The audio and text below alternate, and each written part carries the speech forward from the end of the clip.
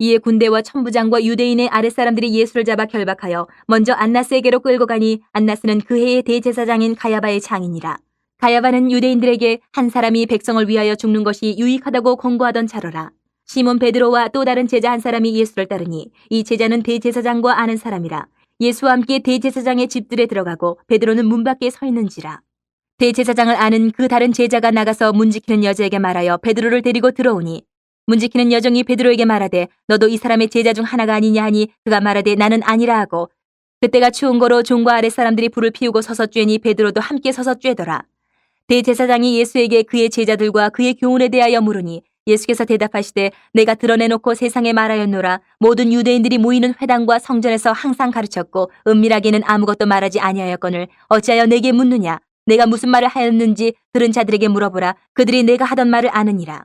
이 말씀을 하심에 곁에 섰던 아랫사람 하나가 손으로 예수를 쳐 이르되 내가 대제사장에게 이같이 대답하느냐 하니 예수께서 대답하시되 내가 말을 잘못하였으면 그 잘못한 것을 증언하라. 바른 말을 하였으면 내가 어찌하여 나를 치느냐 하시더라. 안나스가 예수를 결박한 그대로 대제사장 가야바에게 보내니라. 시몬 베드로가 서서 불을 쬐더니 사람들이 묻되 너도 그 제자 중 하나가 아니냐. 베드로가 부인하여 이르되 나는 아니라 하니 대제사장의 종 하나는 베드로에게 귀를 잘린 사람의 친척이라. 이르되 내가 그 사람과 함께 동산에 있는 것을 내가 보지 아니하였느냐. 이에 베드로가 또 부인하니 곧 달기 울더라. 오늘 이 본문 말씀은 이렇게 딱 대조를 하고 있어요. 선명하게. 어떤 대조냐면 한쪽에는 결박당하셔서 계신 예수님, 또 다른 한쪽에서는 흔들리는 베드로, 예수님과 베드로가 딱 정반대의 모습으로 딱 대조가 되고 있어요. 붙잡히신 분은 예수님이신데 정작 두려움에 벌벌 떨고 움츠려 있는 사람은 베드로인 거예요. 그래서 오늘 이 말씀을 보면서 우리에게 주시는 질문은 이거예요. 너 지금 누구 모습으로 살아가고 있니? 예수님처럼 당당한 모습으로 살아가는가? 아니면 베드로처럼 세상의 그 분위기에 눌려서 흔들흔들하면서 두려움에 떨면서 살아가고 있는가? 오늘 말씀을 묵상하면서 내 모습을 한 번 더 이렇게 살필 수 있기를 바랍니다.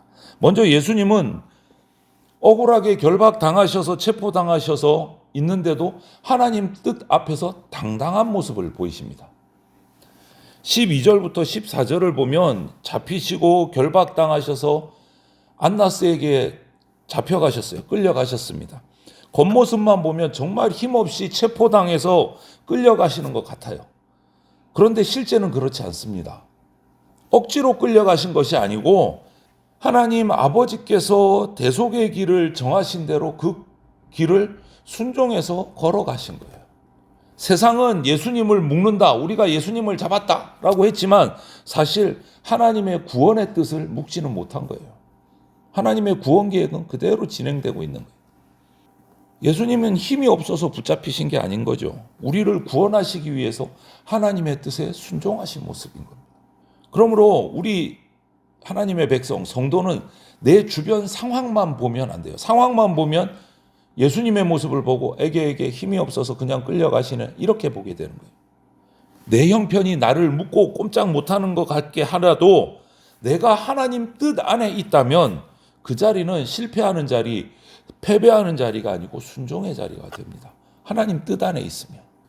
믿음이라는 것은요, 모든 상황이 술술술술 내 뜻대로 잘 풀려서 나오는 것이 아닙니다.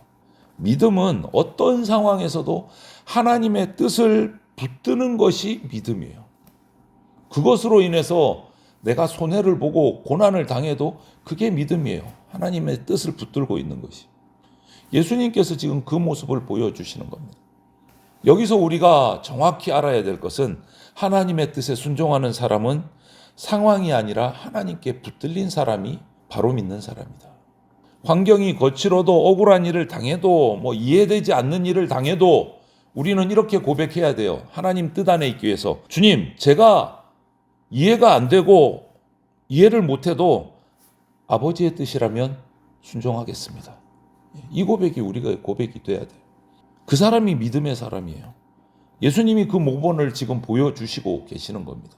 그리고 그렇게 잡혀가서 억울한 모습처럼 보이는 예수님, 불의한 심판을 받습니다. 그런데 그 자리에서도 진리를 접지 않으세요. 숨기지 않으세요.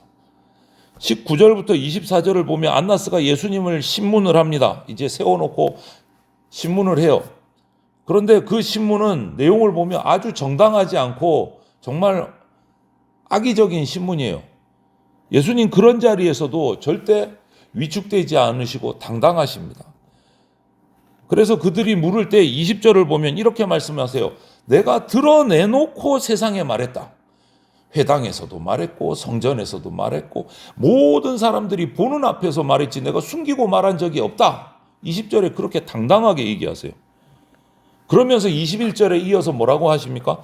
내 말을 그렇게 들은 사람들한테 물어봐라. 내가 숨겨서 말한 적이 없다라고. 들은 자들에게 물어보라. 그러니까 또 그 대제사장의 종이 손으로 예수님을 막 쳤어요. 이유 없이 맞은 거죠. 거기에도 당당하셨어요. 23절에 뭐라고 말씀하십니까? 내 말이 잘못되었으면 증언하라. 바른 말을 했는데 왜 치느냐? 내가 틀린 말 한 적이 없다. 진리를 말씀했다. 근데 왜 나를 때리느냐? 아주 당당하신 거예요. 예수님은 조용하셨지만 약하지 않으셨습니다. 온유하셨지만 비겁하지 않으셨습니다. 진리를 말씀하시되 흔들리지 않고 당당하셨습니다. 이 모습을 우리가 배워야 돼요. 예수님의 이 모습을. 신앙인이라고 해서 무조건 침묵하는 거 아닙니다. 죄를 죄라고 말하지 못하고 진리를 진리라고 말하지 못하면 우리 성도가 세상하고 다른 게 뭐가 있어요? 똑같은 거지. 사람을 막 공격하라는 게 아니에요. 이 말씀은. 그러나 진리를 버리고 평안을 얻으려고 침묵해서는 안 된다라는 거예요. 오늘 예수님의 모습을 보십시오. 불의한 신문을 받으면서도 당당하시고 진리를 굽히지 않으십니다. 오늘 세상 사람들이 우리를 조롱할 때 그런 말 많이 하잖아요. 교회 다니는 사람은 시끄러워. 말이 많어. 여러분, 성도는 시끄러운 사람이 아니고 진리 앞에 서는 사람입니다. 목소리를 높이는 것이 아니라 진리를 분명하게 말할 수 있는 사람이 돼야 돼요. 싸우는 것이 아니라 복음을 증거하는 사람이 돼야 돼요. 무례하게 말하는 사람이 아니라 온유하게 거룩하게 진리를 말할 수 있는 사람이 돼야 돼요.